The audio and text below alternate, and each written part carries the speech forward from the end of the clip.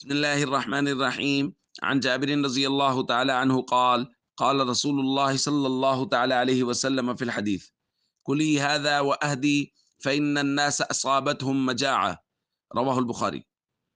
حضرت جابر رضی اللہ تعالیٰ عنہ غزوہ خندق کے دنوں کے واقعات بیان کرتے ہوئے ارشاد فرماتے ہیں کہ میں نے نبی کریم صلی اللہ علیہ وسلم اور صحابہ کرام میں دیکھا کہ کئی دنوں سے کچھ نہیں کھایا، تو میں اپنی گھر والی کے پاس آیا اور میں نے کہا کہ حضور علیہ الصلوۃ والسلام نے کچھ دنوں سے کچھ نہیں کھایا، تو کیا کچھ ہے گھر میں کھانے کے لیے؟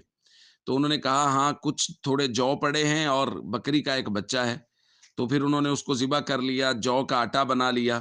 میں حضور کی خدمت میں حاضر ہوا، میں نے عرض کیا یا رسول اللہ، تو آئیے لی، تھوڑا سا کھانا ہے گھر والوں نے بنایا ہے، اگر آپ تشریف لے آئیں، دو تین صحابہ آ جائیں تو تین چار لوگوں کو کافی ہو جائے گا۔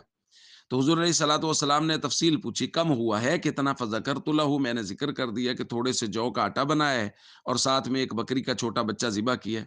حضور نے فرمایا کثیر طیب، بہت ہے۔ پھر حضور علیہ الصلوۃ والسلام نے مجھے کچھ ہدایات دی میری گھر والی کے لیے کہ جی اس سے ہنڈیا سے کپڑا نہیں اتارنا اور روٹیوں کو ایک جگہ اکٹھے رکھنا ہے۔ پھر حضور نے مہاجرین و انصار سب کو دعوت دی کہ آ جاؤ، جابر کے گھر میں دعوت ہے۔ تو کہتے ہیں میں بھاگا بھاگا اپنی گھر والی کے پاس گیا، میں نے کہا حضور تو سب کو لے کے آ رہے ہیں۔ تو انہوں نے کہا حضور نے آپ سے تفصیل پوچھ لی تھی؟ میں نے کہا ہاں بالکل، میں نے بتا دی تھی کہ اتنا سا کھانا ہے۔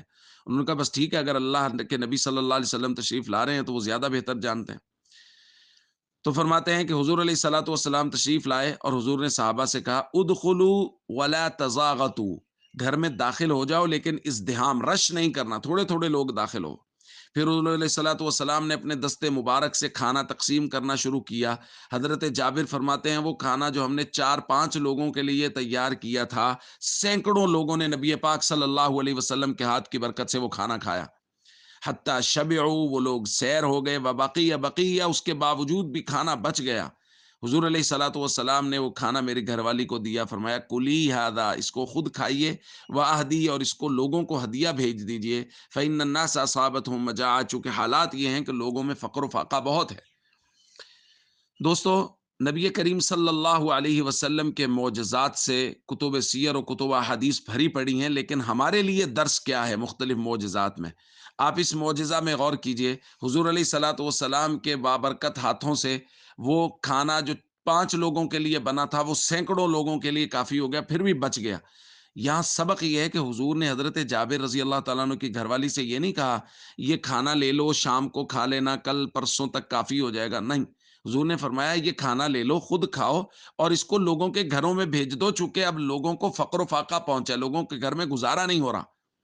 تو اس لیے ہم سب کو چاہیے ہم کوشش کریں لوگوں کی ضروریات کا خیال کریں، اپنے تقاضوں کو، اپنی ضروریات کو کم کریں اور کوشش کریں کہ لوگوں کی ضروریات کا خیال ہو۔ کم از کم یہ کہ پیٹ بھر لوگ کھانا تو کھا لیں، جیسا کہ نبی کریم صلی اللہ علیہ وسلم نے ہمیں تلقین کی ہے۔ السلام علیکم ورحمۃ اللہ وبرکاتہ۔